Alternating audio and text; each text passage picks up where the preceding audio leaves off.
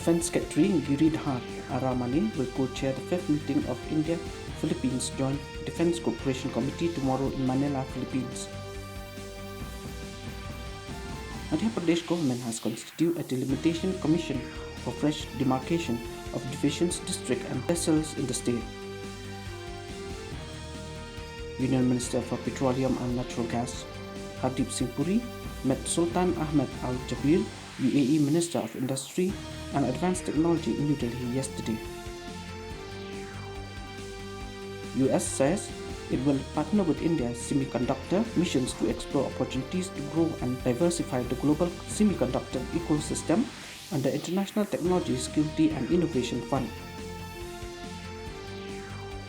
In hockey, defending champions India registered a dominant 5-1 victory over Japan in their second match at the Men's Asian Champions Trophy tournament in China yesterday.